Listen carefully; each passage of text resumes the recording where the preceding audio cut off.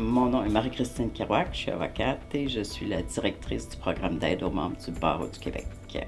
Le programme d'aide aux membres du Barreau du Québec a comme objectif notamment de venir en aide 24 heures sur 24, 7 jours par semaine, aux avocats qui vivent de la détresse ou des difficultés, quelle qu'en soit la nature. Donc, toutes les difficultés liées à la pratique, c'est-à-dire le stress, l'anxiété, la conciliation travail-famille, mais aussi plus largement les problèmes de dépression, des problèmes liés aux difficultés familiales, aux gens qui sont autour de nous, ou généralement toutes difficultés. Ce n'est donc pas juste lié au travail, mais je vous dirais qu'il y a une bonne partie de nos demandes qui sont liées effectivement au travail et à ce que ça implique dans la vie de tous les jours. 2/3 de notre clientèle est composée de femmes et particulièrement les jeunes femmes et les jeunes hommes. La moitié des demandes viennent des avocats qui ont moins de 10 ans de pratique, ce qui est une surreprésentation si on regarde la proportion qu'ils ont au niveau du Barreau du Québec. Mais c'est pas nécessairement surprenant parce que les 10 premières années sont particulièrement difficiles et en termes de carrière et en termes d'étape de vie. C'est le moment où on est en couple, c'est le moment où on pense peut-être à faire nos premiers bébés, c'est le moment où on essaie de s'établir au niveau de la carrière. Donc, ça a toute une série d'implications. Je pense que ce qui est important, particulièrement au début de pratique, c'est de prendre des bonnes habitudes. C'est-à-dire ne pas être dépassé par le travail, débrancher les moyens technologiques. Il n'est pas nécessaire de répondre aux courriels des clients la nuit, les fins de semaine. Se donner des priorités auxquelles on va se tenir parce que sans ça, ça peut être très facile. Je dirais que le travail prend toute la place et à un moment donné, la santé mentale finit par s'en ressentir, le couple finit par s'en ressentir. Les avocats et les avocates, on n'est pas nécessairement les meilleurs conjoints au monde quand on est trop observé par notre travail. Donc, je pense que c'est des choses qui sont terriblement importantes, d'essayer de se donner des bonnes pratiques de vie. D'être aussi à l'écoute, je vous dirais, toute une série de symptômes. Être fatigué le matin quand on se réveille, ça peut être normal parce qu'on a travaillé très fort la semaine d'avant. Quand ça fait 2 semaines que tous les matins on se lève, on est fatigué, c'est un mauvais signe. Ça, c'est pas normal. Si on commence à regarder certains messages au travail et on se met à se dire « Oh mon Dieu, je vais exploser, je suis plus capable d'en prendre », ça aussi, il y a toute une série de petits signes d'alarme comme ça auxquels on devrait être à l'écoute et vraiment prendre des démarches pour faire en sorte que les choses puissent rentrer dans l'ordre. Plutôt que de se dire « Oh, c'est normal », d'autant que, et je sais que ça s'adresse aux étudiants, mais vous vous apprêtez à rentrer les étudiants dans une pratique où je dirais que le paradigme de ce qui est normal est complètement normal. Okay? Un urgentologue n'irait pas travailler s'il se fracture la jambe dans le stationnement. L'avocat va rentrer à la cour avec sa jambe fracturée, va faire ses représentations, va s'en aller à l'hôpital par la suite. Donc, il est très facile à un moment donné de plus savoir ce qui est normal et ce qui est anormal en termes de OK, assez d'heures dans ma semaine, assez de stress. Non, j'ai une pneumonie, c'est normal peut-être que je ne puisse pas rentrer travailler. Et c'est pas l'image qu'on donne comme avocat. On est comme supposé toujours être là. Ce qui est faux. Il est important tout de suite, je pense, de prendre de très bonnes habitudes au niveau de la pratique pour éviter effectivement de se ramasser dans des situations de burn-out, de dépression ou d'anxiété généralisée. Notamment, je dirais, une discipline au niveau du travail, et j'implique pas, je ne suis pas en train de dire qu'on devrait faire 80 heures, c'est pas ça l'objet de mon propos, mais travailler juste sur un dossier à la fois.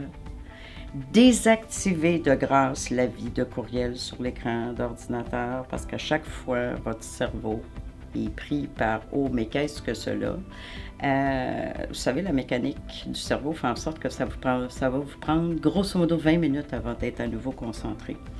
Si vous avez, et puis vous êtes chanceux, vous avez juste 24 courriels qui rentrent dans la journée, vous venez de perdre plein de minutes où vous êtes en train de vous stresser inutilement. S'il y a une urgence atomique, là, inquiétez-vous pas, là, quelqu'un va appeler, malgré tous les beaux moyens technologiques. Donc, il n'y a rien qui empêche de lire les courriels 4 fois par jour, et non pas aux 10 minutes. Et en plus, c'est qu'on risque, à faire ça, on risque de faire des erreurs. Si on stresse parce qu'on a peur de faire des erreurs, on ne s'aide pas non plus.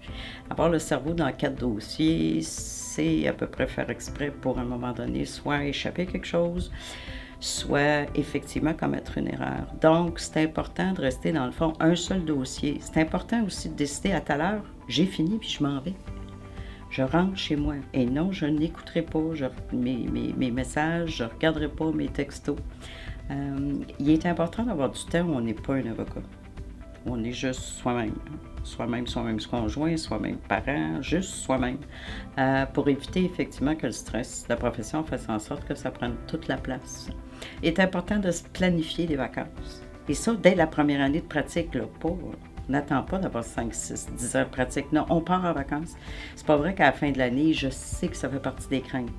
Les finances chez les jeunes avocats, mais c'est pas vrai qu'au bout de l'année, vous allez faire moins d'argent parce que vous n'avez pas pris 2 semaines de vacances, parce que quand vous allez revenir, vous allez être beaucoup plus productif.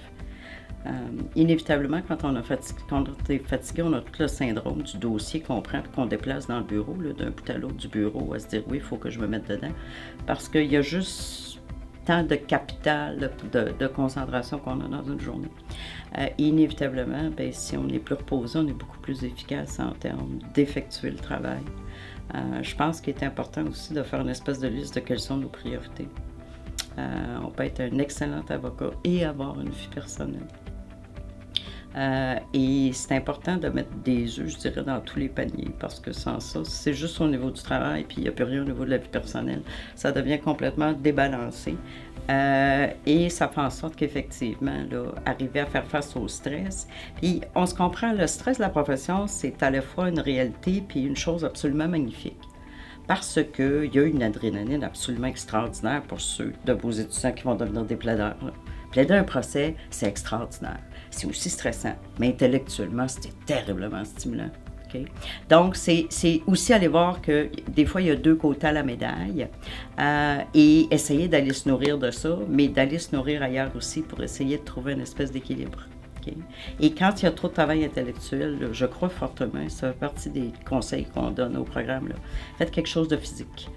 Ça peut être du jardinage, ça peut être de la rénovation, ça peut être de la natation, ça peut être aller jouer au tennis, mais quelque chose qui va faire en sorte que vous n'êtes plus dans votre tête. Okay? Donc, c'est pas le temps de lire Baudelaire, là. Okay? Ça peut être magnifique, les Baudelaire, mais si vous voulez juste, à un moment donné, sortir le stress et faire autre chose, puis vider votre cerveau, faut trouver quelque chose qui est complètement différent pour essayer de donner une chance, effectivement, je vous dirais, au stress de sortir. Et être très à l'écoute des signes avant-coureurs. Quand votre conjoint commence à servir de paratonnerre quand vous rentrez le soir, parce que, par exemple, il n'a pas acheté, je sais pas moi, la bonne sorte de tomate, il y a quelque chose qui ne va pas, là. Okay? C'est très... c'est sécuritaire, là, de se servir de son conjoint comme étant paratonnerre, parce qu'on vit du stress en pratique, puis bon, si on plaide, des fois, on a du stress de la cour, du stress des tribunaux, des parties adverses, et on arrive à la maison, tout ce stress-là a bouillonné, puis c'est comme, ça fait kaboum! Et là, pauvre conjoint, qui ont acheté les mauvaises tomates. Ça aussi, c'est un signe, c'était un peu là, c'est parce que les tomates, non. Non. Là, c'est le stress d'ailleurs, là. Puis il y a quelqu'un qui a servi de paratonnerre et c'est un signe. Outre que je suis pas terriblement gentil pour le conjoint, mais c'est un signe qu'à un moment donné, là, le stress, il n'y a pas eu d'endroit pour l'évacuer. Et je pense que c'est important, dès le départ, de voir, là, quand on commence à sentir que le niveau de stress monte trop, de trouver des lieux, des moments, des activités, n'importe quoi, mais qui font en sorte, effectivement, que ça va redescendre. Okay?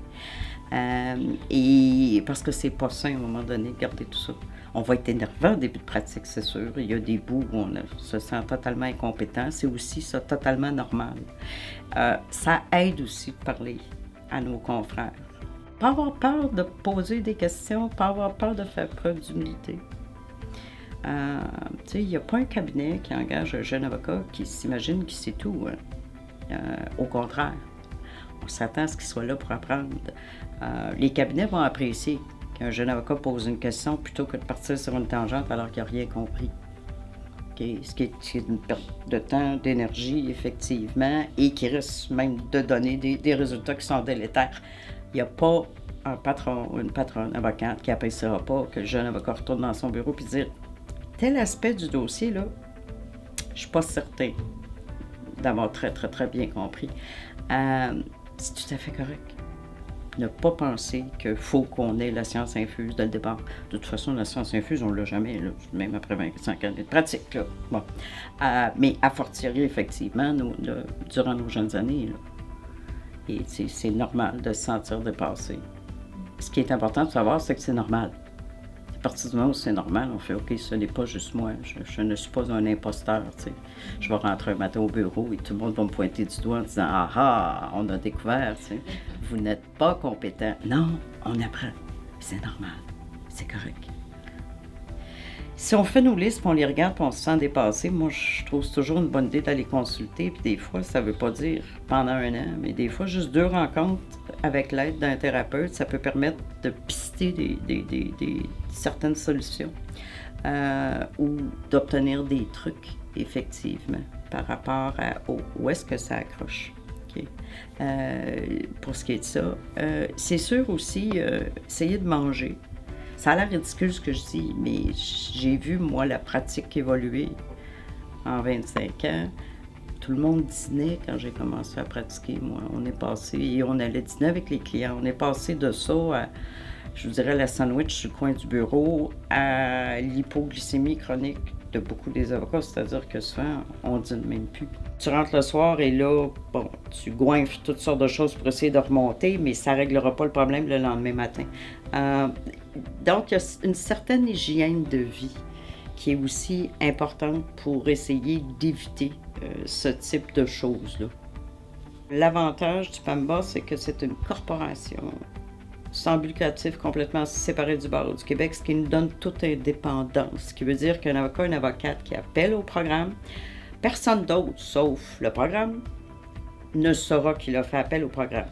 Okay? Donc, le barreau n'est pas au courant, le syndic n'est pas au courant, ça ne suit pas quelqu'un dans sa carrière. Des fois, j'ai des questions, là, si j'appelle, est-ce qu'un jour, je pourrais, par exemple, faire application pour être juge? Personne ne va savoir que vous avez fait appel au PAMBA. Donc, c'est vous et votre thérapeute. Okay? Première chose. Deuxième chose, on a, je vous dirais, le service de première ligne. C'est-à-dire, des fois, on a des avocats, des avocates qui appellent juste parce qu'ils ont besoin de jaser. 5 minutes ou 10 minutes, ou des fois, ils sont en grande détresse et suicidaires. Naturellement, notre travail, c'est de les garder en vie pour faire en sorte d'être le pont. Okay? Parce que pour tous les avocats qui nous appellent et qui le désirent, on peut les référer à des thérapeutes ou faire affaire avec un thérapeute qu'ils auront choisi eux-mêmes. C'est gratuit. Okay? Il y a un montant sur la cotisation professionnelle qui est payé au barreau par année, qui nous revient, qui est notre budget. Et les services sont totalement gratuits et on paie directement les thérapeutes. 3 rencontres dans un premier temps. Si le thérapeute juge qu'il y a lieu de poursuivre, à ce moment-là, on autorise un deuxième bloc de 3 pour un total de 6. Et on les paie directement, ce qui veut dire, et particulièrement pour les jeunes avocats, je trouve ça important, les avocats n'ont pas besoin d'avancer les frais. C'est pas comme un assureur santé où on paie, puis après ça, on envoie les reçus. Okay? Donc, un des avantages, c'est que des fois, en début de pratique, je dirais que les finances sont un peu plus serrées. Ça permet justement qu'il n'y ait pas un bout du budget de l'avocat qui ait besoin d'aller attendre son remboursement, on paie directement. Donc, les thérapeutes nous envoient leur facture. Ce qui est certain aussi en termes, je dirais, de stress qui finit par se gruger, c'est toutes les questions financières. Quand on commence en pratique, c'est certain qu'on ne fait pas les revenus d'un avocat qui en a 10, 15 ou 20 ans de pratique. Je pense qu'il est important de bien gérer son niveau d'endettement. Okay? D'autant que si je compare quand il y a 25 ans, quand moi j'ai été reçue avocate, on n'avait pas tous les moyens technologiques qui existent maintenant, qui inévitablement augmentent la facture. Un téléphone cellulaire, Internet à la maison, c'est toutes des factures qu'on n'avait pas assumées et qu'inévitablement le jeune avocat présentement n'a pas le choix. Mais quant au reste, je pense qu'il est important les premières années, particulièrement les 5 premières, de voir venir, de pouvoir se donner des options. Dans le fond, il est possible qu'après un an et demi, dans un type de pratique, on se rend compte que non, finalement, je croyais que, mais j'aimerais mieux faire un autre type de droit. Donc, avoir un faible taux d'endettement permet justement une grande possibilité de mouvance. Okay? Et aussi de réduire le stress, d'avoir un niveau d'endettement extrêmement élevé où là, de semaine en semaine, on se demande effectivement comment on va rencontrer. Ça permet une certaine ouverture sur d'autres possibilités de carrière, que ce soit n'importe quoi. C'est pas important le cadre, mais ça permet une liberté de choix parce que, inévitablement, si on veut bouger, c'est pas toujours facile de le faire sans avoir des trous financiers. Un des éléments que je trouve important de souligner, c'est que si quelqu'un se met à ne pas être bien, quelle qu'en soit la cause, et je sais qu'il y a encore un certain stigmatisme social qui, heureusement, disparaît, là, mais allez consulter. En plus, c'est que l'avantage, c'est que c'est gratuit. L'avantage, personne ne va le savoir. Et allez donner un coup de pouce. L'an dernier, au programme d'aide, il y a eu plus que 1100 avocats qui ont fait appel au programme sur 25 000. Là. Depuis que le programme existe, on a couvert 12 000 dossiers. Okay? Donc, indépendamment de l'impression qu'on peut avoir comme jeune avocat, les avocats vont consulter, okay? Vont chercher un coup de pouce, vont effectivement trouver un lieu avec un thérapeute de différentes spécialités pour pouvoir se donner des outils, pour pouvoir aller chercher de l'aide, et c'est extrêmement important. Si on se casse la jambe, on ne se pose pas la question qu'on va à l'hôpital. Ben, s'il y a quelque part, on a des difficultés au niveau de la vie émotive ou autrement, au niveau de l'anxiété, on va consulter. Et ça va rentrer dans l'ordre. Ça, je veux dire, on le voit tous les jours au programme. Donc, alors qu'attendre, ben, inévitablement, le problème risque d'être pire avec le temps. Donc, allez consulter rapidement. Pas attendre que ça soit là, que tous les signaux soient au rouge. Des moyens technologiques tels qu'on les connaît maintenant, c'est-à-dire le téléphone cellulaire, les textos, n'est-ce pas, les courriels et autres, Facebook, tout ça n'existait pas. Okay? Je ne suis pas si vieille que ça, mais tout ça n'existait pas parce que ça a vraiment explosé. Okay? L'iPhone a 10 ans, donc il faut se replacer. Ça avait comme avantage que quand j'étais à la cour, personne ne pouvait me rejoindre. Et je ne pouvais même pas me sentir coupable que personne ne pouvait me rejoindre parce que c'était un état de fait. Okay? Je veux dire, je prenais le téléphone au palais, j'appelais ma secrétaire 2 fois durant ma journée pour voir s'il y avait des urgences. Quand j'étais dans mon auto, personne ne pouvait me rejoindre. Okay? Donc, il y avait de grands moments de ma vie où je n'étais pas rejoignable juste par un état de fait. Et je pense que c'est important, par moment, de recréer ça, même si on a tous les moyens technologiques. Et je ne regarde pas, moi, mes textos les fins de semaine et le soir qui viennent de la clientèle. Je refuse de les regarder. Okay? Je suis tant d'heures au bureau et pendant ces heures-là, effectivement, je vais être branchée sur les moyens technologiques, mais il y a des moments, on n'est pas obligé que notre téléphone cellulaire soit allumé tout le temps. On ne devrait d'ailleurs jamais donner notre numéro de cellulaire à un client. Ils peuvent appeler au bureau. Inévitablement, à partir du moment où on ne met pas nos propres limites par rapport à la clientèle, les limites vont être enfreintes. Et vous allez avoir des appels le soir, les fins de semaine, à 7 heures le matin. À moins que vous soyez un criminaliste, parce que c'est une pratique très, très, très spécifique. Et effectivement, ces gens-là sont sur appel pour des raisons évidentes au niveau des arrestations, ce type de choses-là. Mais dans les autres domaines de pratique, il n'y a aucune justification qui fait en sorte que notre client doit être capable de nous rejoindre le dimanche matin. C'est correct. Et c'est une bonne chose de, par rapport à ça, se mettre des murs, se mettre des frontières et dire non, ça, non. Et vous savez, les clients comprennent très bien. Dire non. Est-ce que vous, à votre travail, on va rejoindre dimanche? Non. Alors, vous me rejoindrez le lundi matin. Et il n'y a aucun problème. Les clients sont capables de vivre avec ça. Et ça ne fait pas de vous un avocat qui est moins efficace, qui est moins bon. Ça fait juste de vous un avocat qui est moins stressé et plus reposé.